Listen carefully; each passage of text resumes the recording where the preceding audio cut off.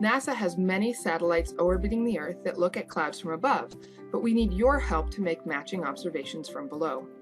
By getting the perspective from both sides, we can have a more complete picture of what's happening with clouds in the atmosphere. Satellites see clouds differently than human observers, and NASA scientists could never be in all the places they would like to be to collect data from the ground, which is why we need your help making observations. So we've been traveling around the world using drones and this technique to map corals in 3D. And the biggest challenge we have with all of this data is how to classify it. How do we get the basic number of how many corals there are, how they're doing as a function of changing ocean temperatures. And that's where NemoNet comes in. So we built a video game that ties into our supercomputer, and you can download it and play it on your iPhone or iPad device.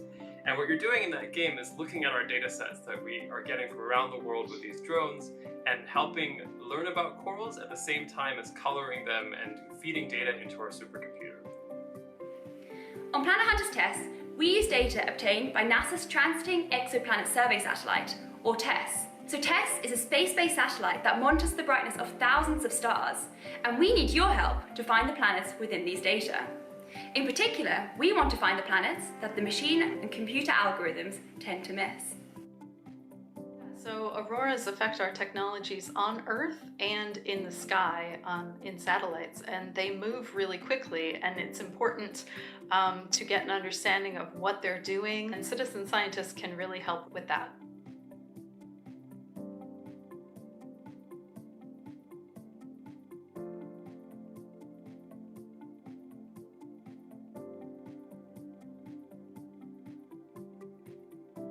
What kind of discoveries have citizen scientists made with this project? So one big one is something called Steve, which is actually an aurora that can be seen further away from the poles than the usual aurora. It's very unusual. It kind of looks like an airplane condensation trail, but with a photograph you can pick up these amazing colors as well. By studying it further with satellite data and other data from the ground, we've discovered it's really like a flow-driven aurora. It's an east to west flow that is lighting up the sky and doing some amazing kind of new, unusual auroral activity that's still being studied now. We astronomers thought that disks stopped forming planets after about 5 million years, but then the citizen scientists at Disk Detective started finding objects that were able to form planets about 9 or 10 times the age of that, so into the 40 and 50 million year old age range. And the astronomy community is still trying to figure out what that means, so it's pretty exciting. The second is, once you have all that data, it really doesn't mean anything unless you have humans come in and help annotate what it is we're looking at. To put it bluntly, they are changing the world. I mean, we have mapped, as of 2020, around 6% of the ocean floor. Project in 2006, I think we had like 5 teams participating. Now we've got over 3,000 teams from 80 countries around the world that participate. Citizen scientists are able to look at these images and see deeper into the images than the automated detection utilities. Those are important observations because they're finding things that are missed in the original data.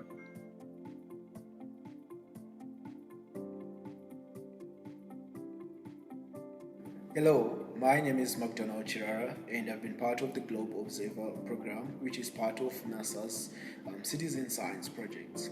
I've been involved in this project for the past 6 months.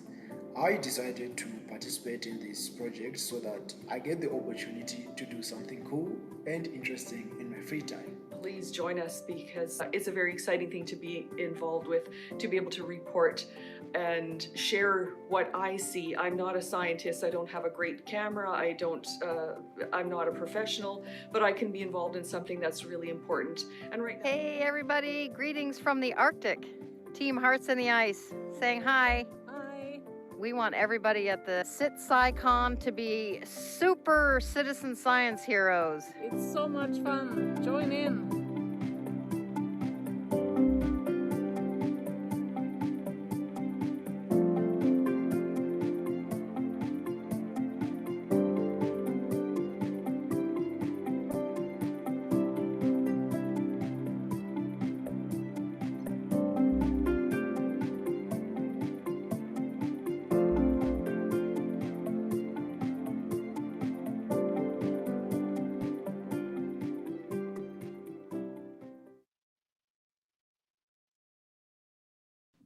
All right, so that was our video. Our event officially starts in 7 minutes at 2 o'clock Eastern.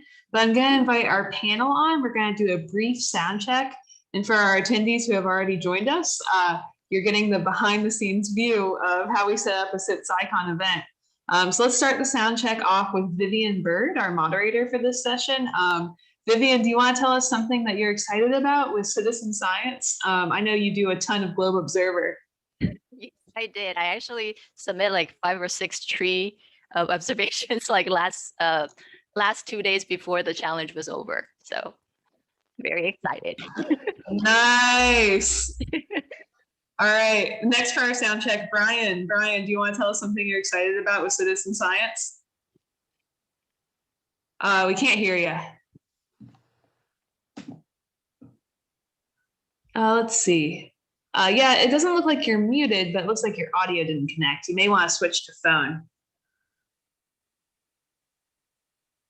While we wait for Brian to get his audio set up, maybe Dana or Dana? It's Dana. Dana, got it. Dana, are you up in Alaska right now? I am. I'm in Fairbanks, Alaska. Oh, that's awesome. Dana, what's one thing you're excited about with citizen science? I'm excited to see pictures of river ice from all over the world. Awesome. And then Holly, do you want to tell us something you're excited about with citizen science? Hi, I have been really excited about this event the last couple of days. It has been such a pleasure to meet other citizen scientists who've been involved in various aspects of NASA citizen science and just see their enthusiasm and see the difference it's made in their lives. It's been really, really uplifting for me, and just it makes me thrilled to be a part of the community. Awesome. And then it looks like we have Brian back on. Brian, how's your sound going? Can you hear me? Yeah, we can hear you. All right. Strange. Yeah, I was on Zoom earlier. But yeah, I'm super excited because I've been working with the ICESat 2 mission and a lot of the trees stuff lately, and that's what I'm going to be talking about today. And we're really excited to see all this data coming in, and we've been seeing a lot more of concentrated data, which is super important for scientists in order to do some comparisons to some of the satellite data and their research. Awesome. So to kind of finish out our tech check here before we officially get started in 4 minutes. So none of you are going to be sharing your own screens. If you need to get to the next slide, you just say, next slide. Vivienne, our moderator from the Los Angeles Public Library, is going to kick us off, and she'll cue each of you when it's your time to go. And you'll be able to introduce yourselves and your projects when you're not presenting.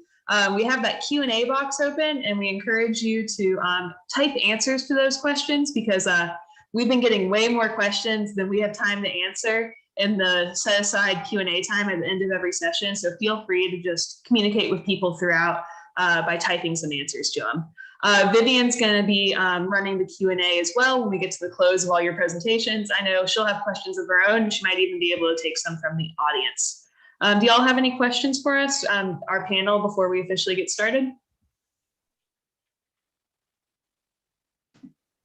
Nope. I don't see any questions. Great. Let's see. So we are 3 minutes out from start time, and we'll wait till then to give people time to join us on Zoom. We're also live on Facebook and YouTube. So for folks tuning in via those platforms, don't be shy about putting comments there. We have SciStarter and other CitSciCon team members looking at those and making sure your voices are heard and engaging with you throughout this. I'm hearing a little bit of feedback, so until it's your time to go, I would just be muted. Great. Vivienne, anything else we should keep in mind? We're 2 minutes till start time. No, I'm good. All right. I know we have a lot of people. Yeah. Vivienne's good, she thinks. That's awesome. Yes. And Vivienne is a librarian at the Los Angeles Public Library. So I see some people tuning in from California. If any of you are local to Los Angeles, go and see Vivienne. Are you still at Central Library downtown? Yes, I am. Awesome. We have people from all over the world. I see people from France, Poland, Saskatchewan. Someone said namaste, greetings from India. Namaste, yeah, that's awesome. Great. We'll wait 2 more minutes before we get started. For those who have been attending all the different CitSciCon sessions, thank you so much. There are some people I see here who I think have come to every single session yesterday and today, which is true dedication. So they are definitely awesome citizen scientists. And thank you to all of you for turning your curiosity into impact with NASA citizen science and for caring about these projects and wanting to get involved from your own communities. If you want to see any of the sessions from yesterday and today, if you want RSVP for additional sessions later today, you can go to scistarter.org/NASA. We'll be putting that link in the chat throughout, and you can also find it in the description of the Facebook and YouTube videos. And all the projects that have come up are also listed on that page as well. So you'll be able to find ways to participate in Globe Observer, all 4 protocols, as well as Fresh Eyes on Ice by going to scistarter.org/NASA. Someone said, hello from the sun coast of Florida. Florida has been well represented in these sessions, which makes me happy. I'm tuning in from the Space Coast, hence the hat. There are lots of good thrift stores around here with lots of NASA merch. We're right at Kennedy Space Center, right in our backyard. It looks like we're at go time, so I'm going to go and pass the mic to Vivienne to lead us through today's session. Thank you so much, Vivienne. Thank you, Caroline. Welcome, everyone. We're so excited to have thousands joining us through Zoom, Facebook, and YouTube to learn about NASA citizen science and find ways we can collaborate with scientists to answer questions they can't answer alone. That's what citizen science is all about. I'm Vivienne Byrd from the Exploration and Creativity Department of Los Angeles Public Library. I'm the lead coordinator for the STEAM and neighborhood science programs for the 73 locations of our library system. I'm moderating today's event brought to you by the Citizen Science Association and SciStarter.org, your source for real science we can do together. CitSciCon is a 2-day celebration of NASA citizen science featuring scientists describing their research and showing you how to get involved, as well as volunteers sharing their outcomes and their experiences. During this session, Citizen Science Near You, we'll be learning from about projects you can do near you, discover the awesome featured projects, and RSVP for additional live online sessions on our SciStarter CitSciCon page. That's scistarter.org/NASA. When you visit this page, consider making a SciStarter account. Many projects work closely with SciStarter to help SciStarter members keep track of their participation. And you can even earn certificates and badges. That is super cool for me. Before we get started, I have a couple of housekeeping notes. If you're joining us from through Zoom, you can ask questions in the Q&A. And if you're joining us from Facebook or YouTube, you can post your thoughts and questions in the comments. We have moderators on these platforms who will send your questions to us, moderator who will be engaging with you to make sure your voices are heard. We have so many people tuning in from all over. That means we'll have folks who have never heard of citizen science and others who may have already had their names published in the peer-reviewed journal as a result of their involvement in citizen science. We hope everyone has fun and finds something suitable for them, no matter what their experience. Okay, now let's see who's joining us today. We are going to have a quick poll question for you guys. We want to know if you identify yourself as a citizen scientist or aspiring citizen scientist, student, parent or of a citizen scientist or aspiring citizen scientist, and library or museum staff and or informal educator, formal educator, other. If you don't like any of these answers, feel free to put the one you like in the chat or in the comments.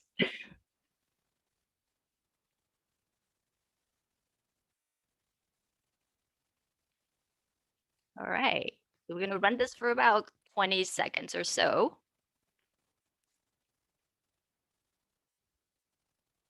All right, so we have our poll results here. So we have, wow, 62% are citizen scientists and aspiring citizen scientists. We have students, 45%. We have parents. We have library or museum staff. And we have formal educators And we have a few putting themselves as others. So all of you, we're so happy you're here and welcome. Now we're ready to pose our second question. And we just want to know, have you participated in citizen science before?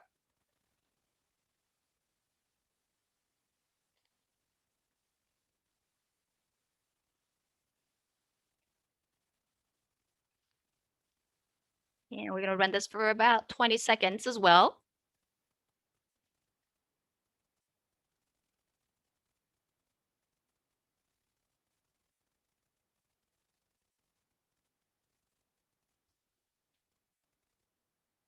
All right, here's our results. And we have yes for more than 1 year, about 28%. We have yes for less than a year, about 19%. And we have about half who have not participated in citizen science before. So for many of you who are already participating or have participated, kudos to you. And we're so happy you're spending your Saturday with us. And for the half of you who have not had a chance to participate in citizen science, don't worry, because that was me 3 years ago. And you are at the right event. NASA CitSciCon is really the perfect place to take that first step in becoming a citizen scientist. And I know by the end of this 2-day event, you will feel super inspired and motivated to start your citizen scientist journey, because I did. So now it's time for us to dive into our projects today. And first up, we have Holli Kohl representing Globe Observer. And we'll let her introduce herself and her project. Holli, take away. Thank you, Vivienne. It is such a pleasure to be here today. So I'm here talking about Globe Observer, and I'll tell you a little bit more about it in a minute, but I wanted to start by showing you this image. And I want you to reflect for a minute and think about what words come to mind when you see this.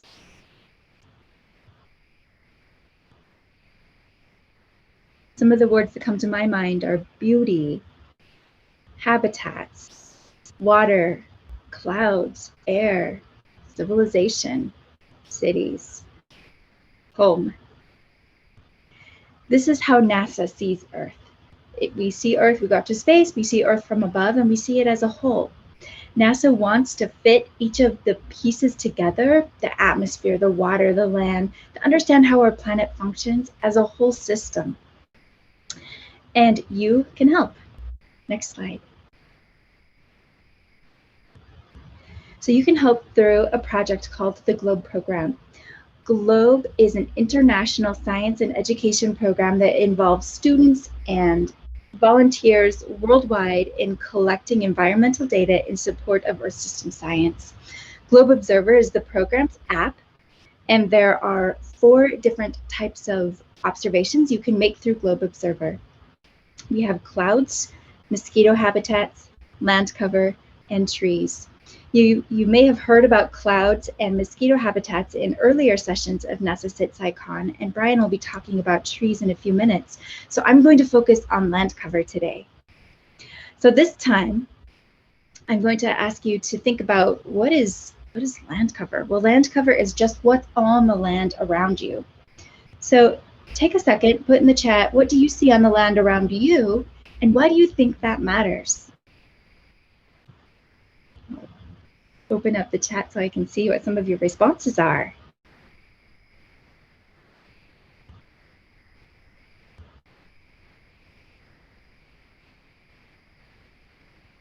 See trees, sidewalks, buildings, grass, deforestation, paved roads, flora and fauna, soil, open space, human habitats. So lots and lots of different responses here. So why does it matter what's on the land around you? We have a second here. I don't want to skip anything. So land cover matters because it is shelter. It's a shelter for wildlife. It's shelter for us. It is food. It is. It contributes to a community's vulnerability, like floods or wildfires. It can influence pollution, like water pollution, if there's not a soil to absorb or open soil to absorb things, water, pollutants that get on the land can run off into the water. So it's part of the carbon cycle, which is how carbon circulates through our planet, which is a key component of climate change. It is part of the water cycle. So it is intimately tied to life in every aspect of how our planet functions. And that's why land cover is important. It's one of those really basic fundamental measurements that we don't really even think about because we see it and we're surrounded by it all the time, but it's a pretty important one. And that's why we care about land cover and why we want help observing it. So go ahead and go to the next slide. I'm going to show you here a quick video that shows you how to take a land cover observation through the Globe Observer app. So go ahead and play that if you don't mind. And it just has music as the audio. Oh, it doesn't matter if audio plays. It can play with the audio. No, yeah, I just have to share my sound. 1 second. There we go. Okay. And let me turn this all the way up. So I might speak over it a little bit because it really is just music. So it's pretty straightforward to make a land cover observation.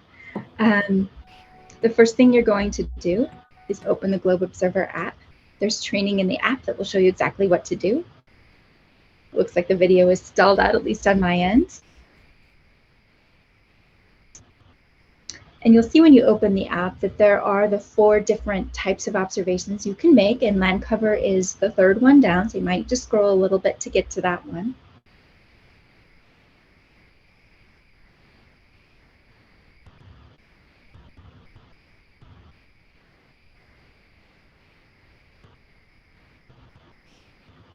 Seems like it's stalling, Holly. I'm so sorry. Okay, no worries, no worries. So let me just talk through it really quickly. And then this video is on our website, which is observer.globe.gov. And we have a getting started menu item about taking observations. And there's a land cover section that has all the information about how to do this. But all the training is in the app itself. So really, the app will show you exactly what you do.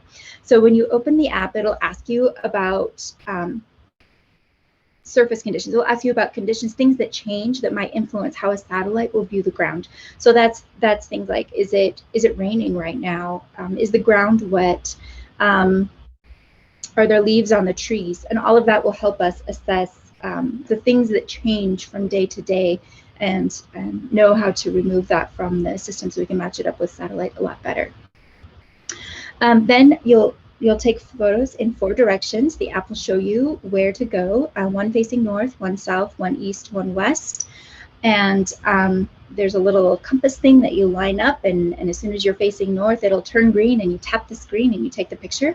And you'll be focusing on the 50 meters closest to you. So I tell people to imagine that they're standing in the middle of a soccer field looking at the goalpost, and that's the area you're thinking about measuring in each of the directions. And then you'll take a picture facing up and facing down, and you can be done at that point. Or you can help us tag the photos with the land cover that you see.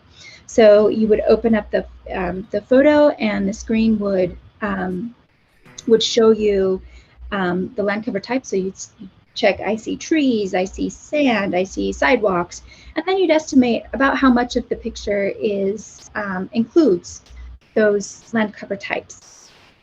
You do that for each of the directions, and then and that is it. You submit the data. You have the option to compare. We'll tell you what the overall land cover type is for your location. You can compare that to a land cover, a satellite-based land cover map, and see if it's changed or different in any way. And there's lots of reasons it might be different. Might not mean that you're wrong or anything like that. It's just it might have changed since we made the map. So here he's estimating the land cover types.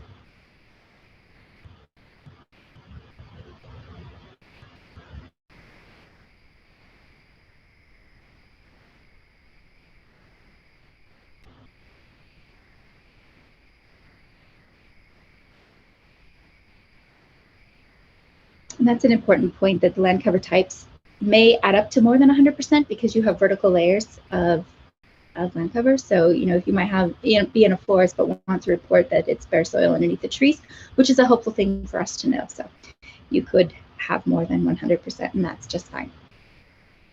All right, let's just go ahead and go to the next slide.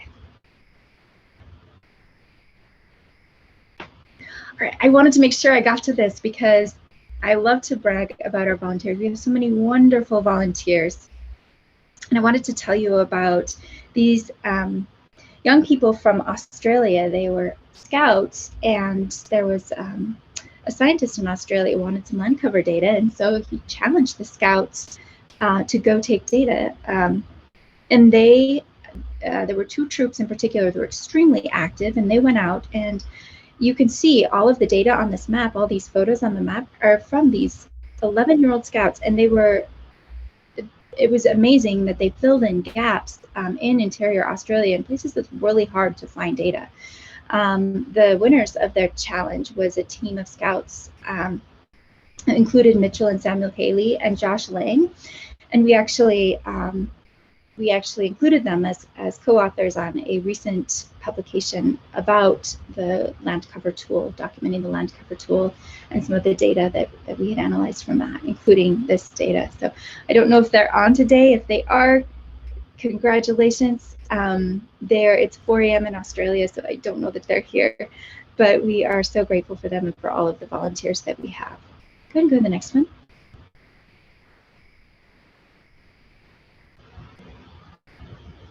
All right, so how do you get started? How do you join us? Well, the first step is to download the Globe Observer app. It's in Google Play or the App Store. It works on Android or iPhone, and it's free. I put the icon there so you can see what you're looking for. You register with an active email address. We'll send you a password. You can log in, you can change the password to something that you'll remember, and then you choose a protocol and get started. The app will show you exactly what you need to do, and you can go through that training as many times as you need to feel comfortable, and then just go ahead and go. The app itself should also guide you through each step, so don't worry if you don't remember all the training. It will show you what to do, and just do your best, especially in some of the classifying steps that you may not be able to. You may not know if it's 20% grass or 30% grass. Just do your best, and that's fine. There's more information on our website. I put the URL there. The question mark in the app also contains additional information, but it also contains a contact us button, and that email comes to me and others on our team, and so we love to hear from you. So if you have questions or concerns, just go ahead and click on that and send us a note. You can contact us through the website as well. Follow us on social. There are social accounts right there. We try to put the most updated information out on social so we can have conversations with our end users. And one thing we'll be doing really soon that I'm really excited to announce is we'll be hosting a new summer challenge starting on July 25th, where we're asking people to use the land cover tool to document where you're finding mosquitoes, and then use the mosquito tool right after that to show us a detailed view of those water sources where you're finding mosquito larvae, and to take pictures of the mosquito larvae. So if you get started now, take the training, do a few practice runs, you'll be all ready. We're super excited about that challenge because the data that's coming from it will be feeding into a newly funded project to develop a artificial intelligence algorithm to recognize mosquito larvae, which will be really helpful in mitigating mosquito-borne diseases. So super exciting project, and we're looking forward to doing that. All right, that is it for me. I'm looking forward to questions later. All right, thank you, Holly. Up next, we have Brian Campbell representing Global Observer Tree Project. It's just mouthful for me. Brian, over to you to introduce yourself and project. All right, thank you, Vivienne, for the introduction, and thank you, Holly, for the great discussion on NASA Global Observer land cover. And my name is Brian Campbell, and I'm the ICET2 education lead. I'm the tree science lead for the NASA Global Observer, and I'm also the Trees Around the Globe Student Research Campaign lead. And Holly just covered a lot about land cover, and as you know, trees are land cover, right? But we created a separate tool on the NASA Global Observer app called the Trees tool that you can use to measure the height of trees and potentially circumference if you have a tape measure with you. Next slide, please. So a couple questions here to get you thinking about a little bit about the NASA Global Observer Trees tool. Did you know that you can take valuable tree height observations with your mobile device? By now, that should be a resounding yes, okay? Do you know why tree height is so important to helping us understand our Earth's dynamic ecosystems? So one, you can take tree height observations with a NASA Globe Observer. Two, we have to put those measurements in a real world perspective, why they're important. And this goes for all the observations on the NASA Globe Observer, whether you're looking at land cover, you're looking at mosquito habitats, you're looking at clouds, okay? Science is super important all the time, but it's especially important when you make sense of that science and give it a real world application. And this is something that we try to do with a lot of the citizen science programs you've been learning about the last couple of days, and especially with the NASA Globe Observer. But I wanted to quickly get into some reasons why we're actually doing this, why tree height is important, why those measurements that you take as NASA Globe Observer citizen scientists is super vital to not just professional researchers, not just to student researchers, but for the entire scientific community. They're super important. A couple things here. Tree height is the most widely used indicator of an ecosystem's ability to grow trees. And think of it this way. Think about two different areas on the planet. Think about the Amazon rainforest in South America. It's a place where we see lots of tall trees, and we see lots of trees in general because it has the perfect climate. It has the right amount of precipitation, the right amount of sunlight, right amount of moisture in the air, and the soil content is highly organic. So where you see these tall trees in the Amazon, you can basically, by looking at the tree height, you can say, oh, that ecosystem there, that Amazon rainforest is really, really good for growing trees. But then conversely, if you look at the desert climate, you look at a desert biome like Death Valley in California, or the Gobi Desert or the Sahara Desert, not the greatest place to grow trees, right? So tree height isn't really a huge thing there because there's not a lot of trees. But that also can tell us about the ecosystem there, that it's not really, a great place, doesn't have a really great ability to grow trees, okay? Because you have the soil, which is sandy and, not very organically, a lot of organic material in the soil. But then also it's very hot and dry and arid, not much precipitation. So that's one reason why tree height is so important. It can, help you understand the health of our planet.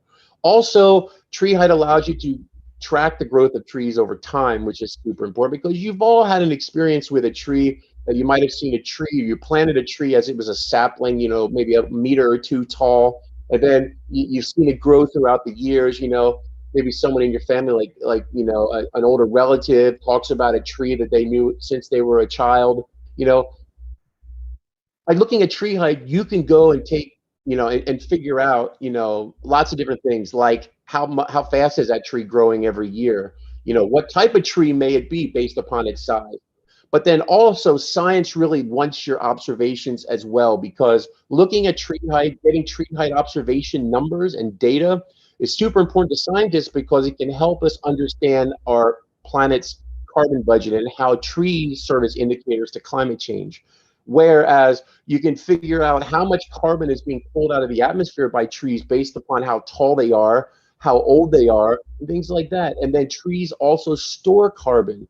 Okay, you can tell all this stuff by just taking an observation as simple as tree height. And on this app, that's what we have.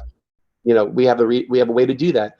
And at NASA, we're really excited because we have several missions, and I have a satellite picture here. There's a satellite up there. That's ICESat-2, the Ice Cloud and Land Elevation Satellite 2, which uses an onboard laser altimeter system to measure the height of things on the planet, like ice, sea ice and ice sheets. And we can also measure things like buildings and mountains and landforms and sea level. But trees is a vital part of that. Trees and vegetation is something that it's able to measure, okay, using a laser altimeter system. We're basically counting the time it takes the laser pulse to leave the satellite, hit the Earth's surface like a tree, and then bounce back to the satellite. And then we can figure out the height of things and any changes of elevation or height over time. Next slide, please. Yeah, okay. So that's okay. That was just an intro there. What I want to show you here is, for time, this is starting off, what you want to do with the trees thing. You want to learn the science of trees and why tree height is important. You can take tree height and tree circumference observations with the NASA Globe Observer. and you submit your data to Globe and NASA for use by student and professional researchers. What's really cool about this app is though we're trying to get something called data density, which I mentioned in the introduction. Data density is super important because it helps scientists really increase the accuracy of the measurements they may be taking on the ground and the measurements that are, you know, on a comparative basis from a satellite like ICET-2. And super easy to do. There's lots of trees out there. There's over 3 trillion trees on the planet with about 60,000 different tree species. So we know citizen scientists aren't going to get to all those trees. Heck, the satellite won't be able to get all those trees, okay? So we're trying to get as much as we can, okay? Because the more information we know about a tree, the more information we know about that local environment, you know, how tall that tree is, what's happening, the land cover, which Holly just mentioned, but then also we can extrapolate that information from a local perspective and see how that fits into the global picture of how our planet is responding to change over time. And if you just want to play that top video there, that is a video of, that's my son. I think it's a video. Yeah, it's my son. It's just showing a sped up version of him using the NASA Global Observer Trees tool, where the objective here is to use your phone as a camera. You use the camera on your phone to measure the angles to the base of the tree and to the top of the tree, and then you count your steps walking to the tree, and with a little trigonometry built into the phone, you'll get your tree height observation. And it's as simple as that. My son's 13, he's pretty technologically advanced, okay, more than I was at 13 because there wasn't much technology out there then. But what's cool about this is that once you go through the introductory section and the tutorial section, which takes, you know, a very short amount of time, you can eventually take a tree height observation in about a minute, okay? It's that easy to do. And you know, right now we have in the database since 1995, when Globe was, came into being. You know, we had people taking measurements of trees using a handheld clinometer, and from 1995 to March 26th of 2019, on March 26th is when we brought out the trees tool for the NASA Globe Observer. There were about 12,000 tree height observations. Okay. But since March 26th of 2019 until today, we have over, since then, we have 38,000 tree height observations from about 15,000 global locations. So it's an exponential increase in the numbers that we've gotten, which has been really, really amazing. So this is a citizen science app that people are really liking. They really want to get into that and learn more about it. And those 2 pictures you see on the bottom under the video, that is showing you on the Globe program's visualization program. It's showing you on the map where all the tree height observations are coming from. This is over the past 3 years, okay? This is just last 3 years showing you all these pictures. So everything you see there, every picture there is a tree height observation that has come in. Next, please. So a little bit about, what people are doing in the field. Some folks are still using the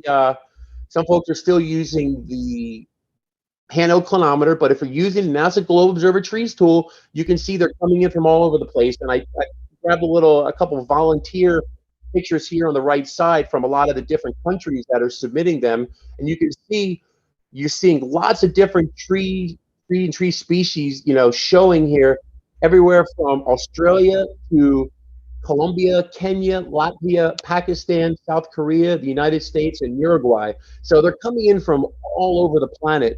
What's really cool about this is that, the app asks you to, take an observation to the base of the tree. You measure the angle to the base of the tree, to the top of the tree, and then on the database, they want you to get a picture of the tree. So we know what that tree looks like.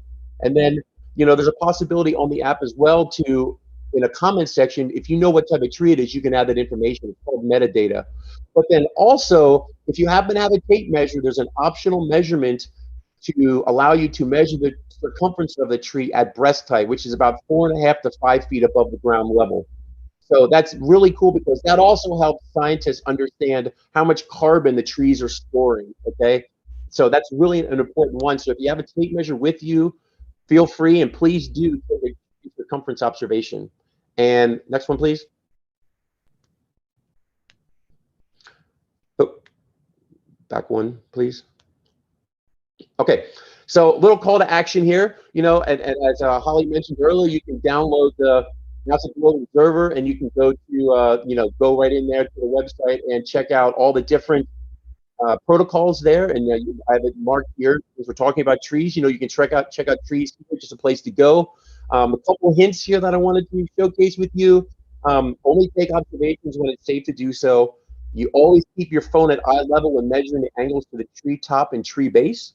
And then always walk in a straight line to the base of the tree, counting your steps from your tree observation location. What that means is if you have an obstacle in front of you where you have to walk around it to get to the base of the tree from where you observe the tree height from, you probably want to avoid that because you're going to be increasing your steps, and therefore that part of the equation that goes into measuring your tree height will not be correct. It'll an erroneous tree height.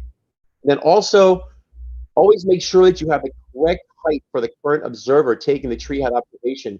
We've had situations where people have realized that they were passing their phone around their family members and then not changing the height of the observer, and they were getting different tree height observations. So there's in the help section in the trees, on the trees tool, you can just click on that and it'll take you to the screen where you can change the height for the current observer. But please remember to change that each time that you switch that to a different observer, because it's going to assume if someone is 2 feet shorter than you, it's going to assume that their eye level is the same as you if you don't change that observer's view. So I hope this helped you out a little bit on learning all about the NASA Global Observer Trees tool, and we're super excited that you're going to be taking tree height observations. And remember, every single observation you take is super vital. Thank you. Thank you, Brian. Lastly, we have Dana Brown representing Fresh Eyes on Ice project. Dana, the screen is yours. Hi, I'm Dana Brown. I'm from Fairbanks, Alaska. And where I live, river ice is really important to our lives. Rivers in Alaska typically have an ice cover for at least half of the year. And we've got dozens of remote villages here that are not connected to the road network. And for the people who live in these villages, frozen rivers in winter serve as their primary travel corridors. That's how people get from village to village. So with climate warming here, people are noticing not so subtle changes in river ice conditions. People are noticing that rivers are starting to freeze up later in the season than they used to, that the ice is thinner than it used to be, and that there's often open water that persists throughout the winter, and that spring breakup comes earlier. So all of these changes are restricting travel on river ice or making it more dangerous to do so. So that first photo in this slide is a photo by a recreational snow machiner really close to where I live, documenting hazardous ice conditions. So he was traveling on a snow machine on this established trail on a partially frozen river, and there's this huge open water lead just right next to the trail. And I live right across from that open water lead. So I watched that all winter as it slowly froze up, and it didn't freeze up until about New Year's, which according to local knowledge is pretty unusual. It's pretty late. And the second picture shows another really important impact of river ice on us. In springtime, when the ice melts and it starts to break up, there's always a chance that the ice will pile up and cause an ice jam, which can clog the river, causing the area around it to flood. So this picture is a picture of ice jam flooding that was actually taken just a week ago in northwestern Alaska in the community of Buckland. So what we're trying to do with our Fresh Eyes on Ice project is to develop a network of ice observers. And the purpose is to help improve public safety, to help us better understand the impacts of climate change, and also to support science education. Next slide. Can you go to the next slide? Thanks. Oh, actually, yeah, this is the next one. Okay, so the heart of our program, we've been doing this for 2 years so far, has been a community-based monitoring program. We are partnered with schools throughout the state where students, they learn about ice in the classroom, and then they go out once a month onto a local lake or river and they collect measurements of snow depth and ice thickness. So here's just a small sampling of some of our youth in action. The first picture is of some students from the remote village of Shagaluk. They were braving some really cold and windy temperatures to get measurements on their lake. And in the middle, the community of McGrath, Alaska, the entire school is involved in taking monthly ice data collection. And even members from the community, the parents come out on all these trips too. And then a special shout out to Aiden Coy, who is a 16-year-old student and pilot from the community of Nenana, Alaska, and he's actually leading the ice monitoring in his community. So we are really excited to now start a whole new dimension of our project with new funding from NASA. So now we are going to be a real bona fide NASA citizen science project where we're welcoming involvement from everybody around the world, anywhere where rivers get cold enough to freeze. So what we're asking people to do is take pictures of any river ice conditions at all through the Globe Observer app that we've been talking about today.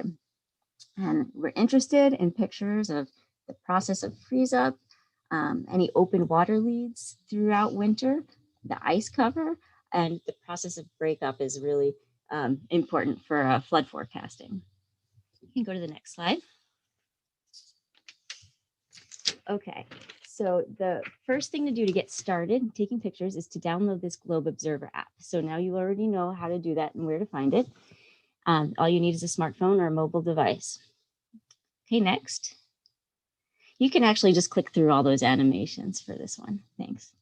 Okay, so to take these river ice observations, you can use the land cover protocol. You'll see when you open up the app on your phone, there will be a list of the different protocols.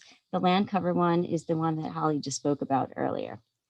And the app is really great. It trains you and it guides you through how to take these pictures. It was developed for a more broad purpose than what we're using it for. So just keep that in mind when you read the instructions. If it doesn't seem to exactly match what you're trying to photograph, it will still work. So the instructions will tell you to take a photo directly up and directly down. And then after that, most importantly, to take pictures of the water body. So you'll see on your screen a digital compass, and it's actually really fun to align your camera so that you're taking a picture in the 4 cardinal directions. And since you're going to be in a safe place on a river bank, most likely you'll only need to take 1 or 2 pictures to capture the water body. And that's okay if you don't take all of the images, or you can take all of them too, and that will still be useful for the other scientists using this land cover app. And then there's a place after you take your pictures that allows you to enter field notes. When you enter field notes, type the name of this project, Fresh Eyes on Ice, because that will help us retrieve these ice-specific observations from all the rest of the land cover observations. And then also write in the field notes a description of what you're looking at. So here's an example of my description. Fresh Eyes on Ice. Ice melting on the Tanana River with open water in the foreground. That was just a few weeks ago here. And then finally, you press the green button to send your observation to Globe. And if you're in a place where you don't have internet connectivity, you can just save your observation and send it later. And that's a really handy feature because most places I go do not have internet connectivity. Next slide.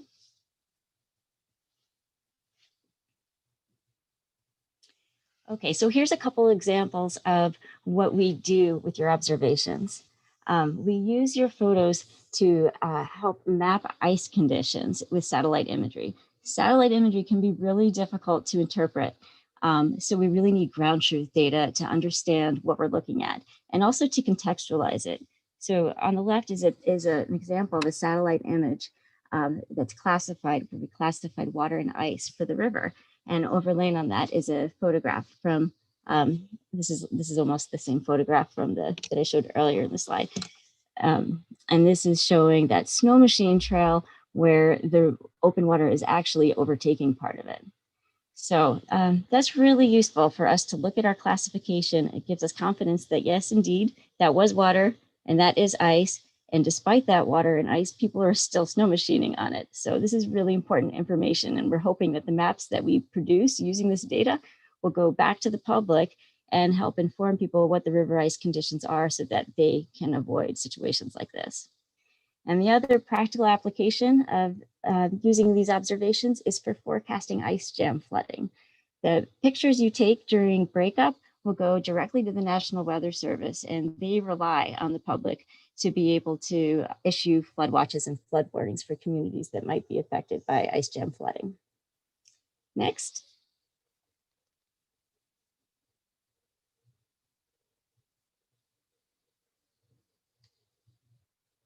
Okay, and now the call to action. I realize that most of you are in the Northern Hemisphere. I see that there's at least one person in the Southern Hemisphere. Julio is in Argentina, so maybe ice is on your mind. But here I know most people are not thinking about ice right now. So what I'm hoping is that this presentation made enough of an impression that you remember it when ice does start to form where you live, or if you travel somewhere where there's ice. And you'll probably already have the Globe Observer app on your phone by then, because you'll be measuring trees and other land cover types and mosquito habitat. But if you just visit that scistarter.org/NASA website, you can find this project and all the other projects in the project dashboard. So just look for Fresh Eyes on Ice, and it will list out all the instructions on how to do this when it's time to start making your measurement. So I just want to thank you for your attention during the session and for all your contributions to science. Thank you, Dana. Thank you, Holly and Brian, for your super informative and awesome presentations. Now it is time for Q&A. Again, if you are joining us via Zoom, please put your questions in the Q&A. If you are joining us via Facebook or YouTube, please put your questions in the comments. That way we'll be able to, they will get sent to us, and then we can relay these questions to our presenters. Okay, so here comes my first question. We have a super active chat. I was like busy trying to track, going back and find questions. So we have one here I thought was kind of interesting. What is the relationship of the sounds of the trees, animals, or others, and why do we study them? I think that applies to all of you. So anyone who want to answer, please do.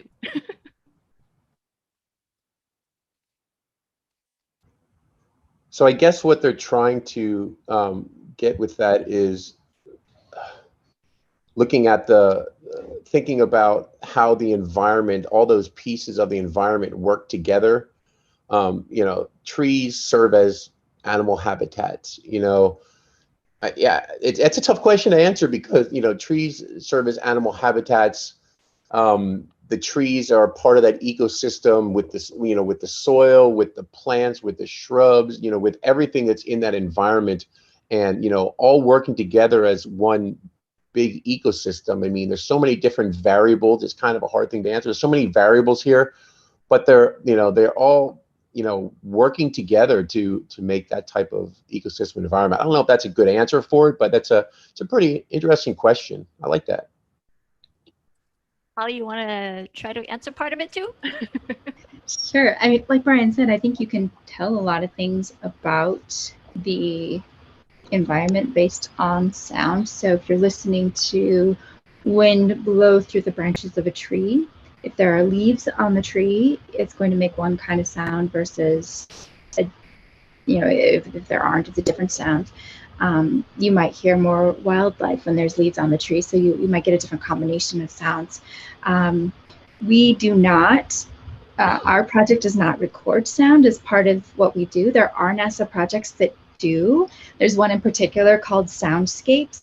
I don't know if they're operating right now. I think they were primarily an eclipse project, but they might be. So I encourage you to go look that up. I'm speaking outside my knowledge right now. So, but it's a really fascinating project that dives into this very question and really explores the relationship between the environment and what's happening and sound. Cool. Dana, any idea? Anything you want to share? I think that Holly gave a great answer. I don't have anything to add. All right. Okay. So I do have a question from people that I know who's tried to access Globe Observer. Is that, what if English is not my first language? Would I be able to use Globe Observer? Absolutely. We have Globe Observer translated into a number of different languages. I'm looking sideways at my browser screen to get the number of languages, but it's 1, 2, 3, 4, 5, 6, 7, 8, 9, 10, 11, 12 different languages currently. If we don't have your language and you would like us to have your language and you have some translation skills, let us know. We recently had somebody reach out to us and he was a very active participant and wanted to help translate the app into, oh goodness, I don't remember which language, but it was one of the European languages. And so, you know, that would be really helpful to us. But we do have it in a number of different languages because it is an international program. That's awesome. That's And- really awesome to know. Yes, And Vivienne, Brian. adding on to that, yeah. Also, you know, we on the app, you know, if you're taking a measurement, you know, you do have the option to choose between the metric units or the English units. So that's because majority of the countries, you know, on Earth use the metric system. So that's why we have it both. And when you go into the review section, it's often, you know, like the tree height, whatever you're in, like English, it'll also show what it is in the metric system. So we wanted to make sure everybody knows that. Cool. All right. Thank you for adding that extra that information for us. So we have a few others. I thought this one was interesting. I'm not sure if that was a question addressed to the presenters or to anyone who's on the chat, but someone was asking, how can we stop illegal deforestation in Amazon forest? So, any idea?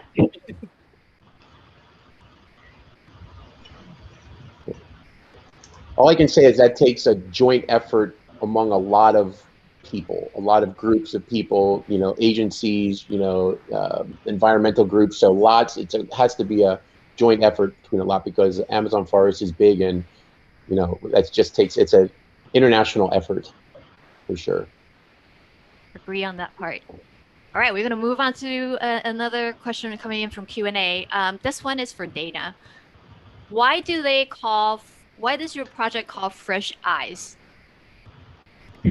We called it Fresh Eyes because there's a focus on youth and getting students involved in making measurements. So that's the fresh perspective, the fresh look on ice. And there's also, the new component of it, that's the citizen science project. We call that Community Eyes on Ice. But they're all part of the same big project. And it's all about getting new people involved in making ice observations and putting all those observations in one place so we can do something with it. Thank you. All right. We have another question here from Carrie. Aside from providing effective training or instructions for citizen scientists, what are some of the ways that professional scientists ensure that erroneous or invalid data submitted by citizen scientists are removed before final analysis? Can you talk about some examples of possible methods other than looking for statistical outliers? So I was just working on answering that in the Q&A chat, but let me just tell you what I'm trying to type. We do a few different things. So the first thing we do is we screen all of the photos that come into us because it is a photo-based project. All of those photos are screened. Currently, members of our team go through those photos and, you know, human eyes are on them before they go into the database. And we're looking for basically just anything that would violate somebody's privacy. In that, our concern is that the database is public. It is primarily used by students, and we just want to make sure that everything that goes in there is appropriate for students to see, and also that we're not violating, you know, we don't have a child's face in the image, for example, so we're not violating anybody's privacy. So we look at all those photos first, and the photos also provide some indication that there might be an issue with the observation. So if a photo is, you know, inside a room, they probably really aren't outside looking at trees. So, you know, that helps us. Then, you know, the other thing we do, there are some built-in quality checks within the app. So the biggest error we see is actually location error. So somebody takes an observation and you have the ability to adjust the location within the app, and that can happen accidentally sometimes. So, you know, somebody's measuring land cover in the middle of the ocean, we're pretty sure that's not real. So we can toss that observation. The so we do check location error, and the app itself will report. We ping your location multiple times, and from that we can assess. If we're getting locations from wide areas, so it's 50 meters apart or more, or something like that, we know that maybe your location from your app, your location services aren't being particularly accurate at that moment, and that tells us the location might be a little off. So that's our primary error. We also look at time of day that doesn't make sense. So if you're submitting an observation at midnight, that's probably an error in the app. That's just the system is reporting 0000. So we look for things like that that just don't pass the logic test as something maybe we should screen out. We do have 2 papers that dive a little bit deeper into some of the quality analysis, and I will post those, the links to those, but they are on our website under observer.globe.gov/publications. So if you wanted to check those out, they're there. You can certainly take a look at some of the things that we do for that. The last thing I wanted to mention is we just got funding for a new project to actually use Zooniverse to do some quality checks, which I'm so excited about. So that will be available on Zooniverse before too long, where you'll be able to go into Zooniverse and look at the photos people have submitted through Observer and classify them through Zooniverse. And then we'll compare those Zooniverse classifications to the original classification and just compare across the board and see how are people doing in terms of classifying, both as a secondary classifier and as the primary classifier. So I'm super excited to see what that means for the quality of our data. So keep an eye on Zooniverse to find Globe there in the future. Cool. Thank you, Holly. That's a very thorough explanation. Thank you. And now next one I have here is from Mark. How spread out would the observations with the app need to be? If I would observe a specific area with the app, like a park or a field, should I go to multiple points within that area for different points of view, or would one observation be sufficient for a bigger area? I can start on that one. Yeah, so all the above plus more. I mentioned earlier in the presentation about data density. And if you're looking at a specific area, whether you're looking at land cover or trees, we're looking for a combination of things. Yes, we want you to take as many observations as you can in one area. For instance, if you are out, in an area where there's a couple trees around, take an observation of each, tree observation, each one of those trees, and in that location, do the land cover observation. And if you're trained on the more advanced part of the land cover observation, go ahead and do that as well, because that'll give us that baseline for what's happening around those trees. If you want to go to the 4 corners of an area, like a pixel or something that you picked out, that's great. And if you take the tree height observation of the same tree multiple times, that's good as well, because you probably will notice that you're not going to get the exact number each time. Okay, if you're close each time, that's great. But there's always strange little, there could be strange little errors, and Holly just talked about this, the errors that scientists may be looking at. Whether or not you get a great signal on your cell phone at the time, because that can, affect that location where you are. So it might not be the exact same spot, and you might get a different height or something. So we want a combination of taking as many tree height observations, land cover observations as you can in an area. And if you have to take repeat measurements of trees, that's great as well. Awesome. Just Thank one you. Go ahead. caveat to that: if you take more than one observation from a very similar location within a minute, the app will overwrite the previous location, and it won't go into the database. So that will toss out one of those. So just be careful with that. Got it. Thank you. Okay. We have one question here. I don't know if you guys know the answer, but someone's asking: is being citizen scientists useful in getting into college? Do you guys think? I would think so. Being involved in big science projects that are contributing to research from NASA scientists, I think that college admissions would really look kindly to getting involved in that kind of a project when you're in high school or younger. So yeah, I would say that's a great thing to get involved in. And I also want to bring this up because it does happen, took place in the library world. We, as you know, if you live in the United States, that the college entrance process is different than before. They no longer requires ACT or SAT score.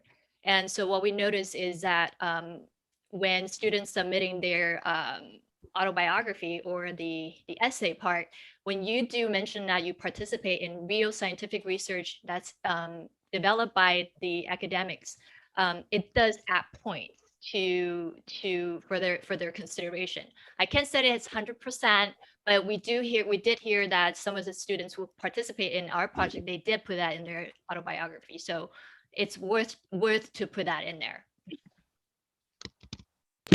Also, I've noticed through some of these presentations that a lot of the citizen scientists who are contributing data are also becoming co-authors on real publications in scientific journals. So that's huge for your career. If you're looking for a career in science, to have them to actually author a publication.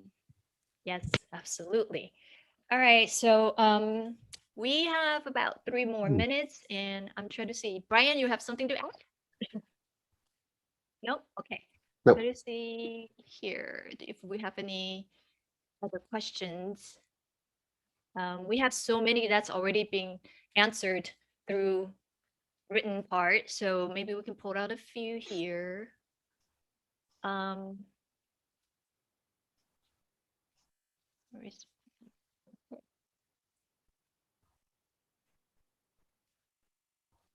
Well, actually, I have one more question for myself.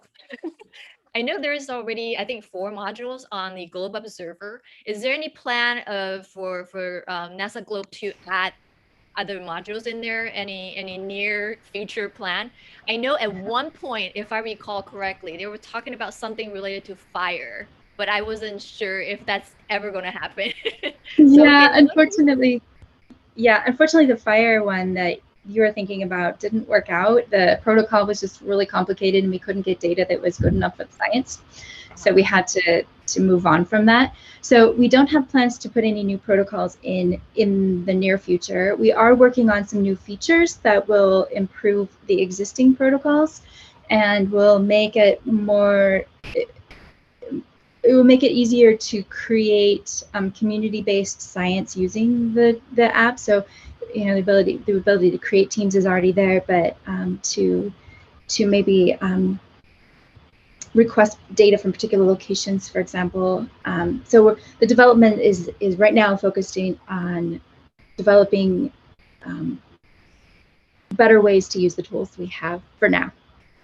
But we will be looking forward to, you know, anything that we feel would be a good addition, that there's a true science need for, you know, looking forward into the future to find opportunities to do that.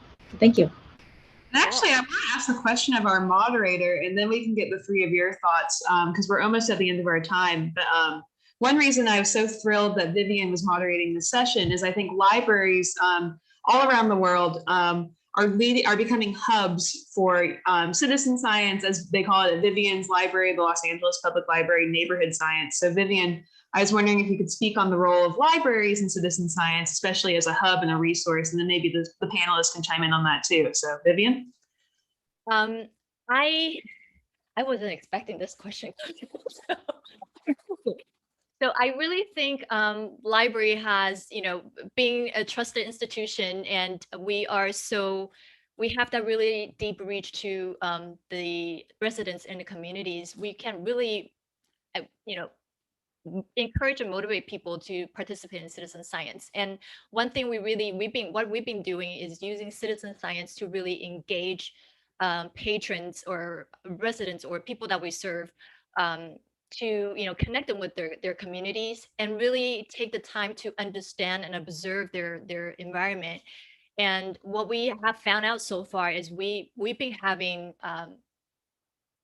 people who attended our program one after another keep on telling me, oh my God, I didn't even know this happens in our community. And when they go out and do that air quality testing, they were like, oh my God, now I know why I'm constantly sneezing, why my mother or my sister has asthma.